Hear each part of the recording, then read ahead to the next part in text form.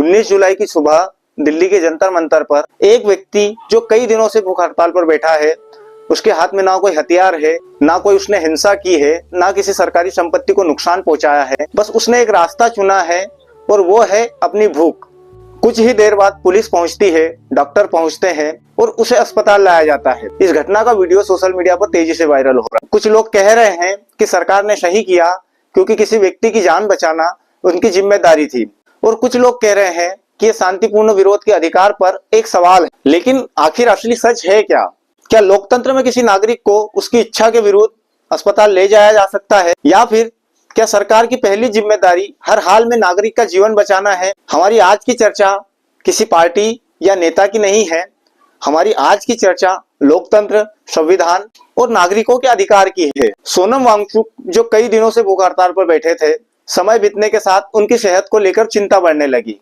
इसके बाद पुलिस और मेडिकल की टीम उन्हें जबरदस्ती अस्पताल लेकर पहुंची। प्रशासन का कहना है कि उनकी स्वास्थ्य की स्थिति को देखते हुए उनको चिकित्सा सहायता देना आवश्यक हो गया था।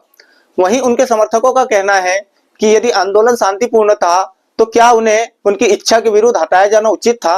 वहीं यह मामला अब सिर्फ एक व्यक्ति का नहीं रहा, ये एक लोकतंत्र, अधिकार और राज्य की जिम्मेदारी पर बड़ी बहस बन गया है। भूख हड़ताल सिर्फ भोजन छोड़ देना नहीं होता। भारत में लंबे समय से इसे एक शांतिपूर्ण और नैतिक विरोध के रूप में देखा गया है। इसमें संदेश साफ होता है कि मैं हिंसा का रास्ता नहीं चुनूंगा, लेकिन अपने त्याग के माध्यम से समाज और सरकार का ध्यान इस मुद्दे की ओर आकर्षित करूंगा। भूख हड़ताल सिर्फ भोजन छोड़ देना नहीं होता। भारत में इसे लंबे समय से एक शांतिपूर्ण और नैतिक विरोध के रूप में देखा जाता है। इसका संदेश साफ होता है कि मैं हिंसा का रास्ता नहीं चुनूंगा, बल्कि अपने त्याग के माध्यम से समाज और सरकार का ध्यान इस मुद्दे की ओर आकर्षित करने की कोशिश करूंगा। और यही वजह है कि भारत के लोकतांत्रिक इतिहास में भूख हड़ताल का एक बड़ा स्थान रहा है।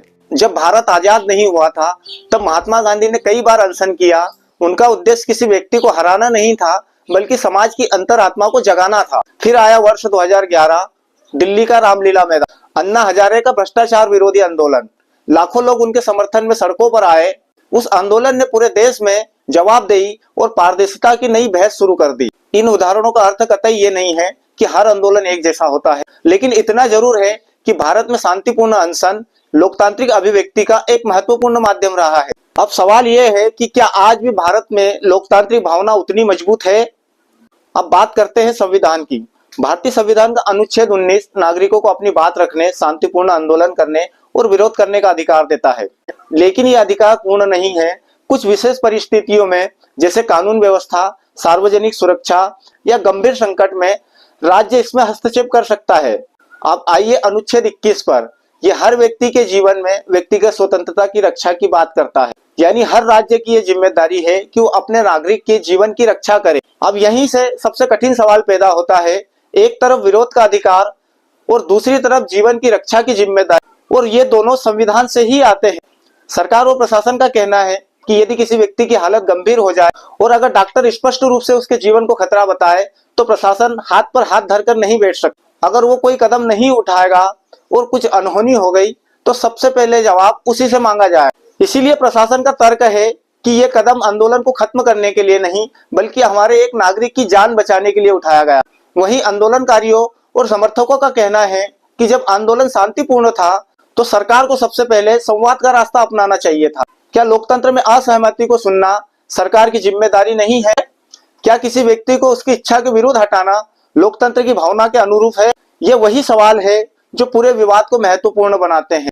आज हम किसी सरकार या आंदोलनकारी का समर्थन नहीं कर रहे हैं और ना ही ये कह रहे हैं कि आंदोलन पूरी तरह गलत है या फिर कि सरकार पूरी तरह गलत है या जो आंदोलनकारी है वो पूरी तरह सही है, क्योंकि लोकतंत्र जो है वो किसी एक पक्ष से नहीं चलता। लोकतंत्र मजबूत तब होता है जब सरकार आलोचना सुनने का धैर्य रखे और नागरिक भी विरोध करते समय कानून और शांति दोनों का सम्मान करे। अगर हर जगह सरकार शक्ति दिखाए तो फिर लोकतंत्र कमजोर पड़ सकता है। अगर हर विवाद संवाद की जगह टकराव में बदल जाए तो लोकतंत्र और कमजोर हो जाता है। इसीलिए लोकतंत्र की असली ताकत हार और जीत में नहीं, बल्कि संवाद, विश्वास और संवैधानिक संतुलन बनाए रखने में है।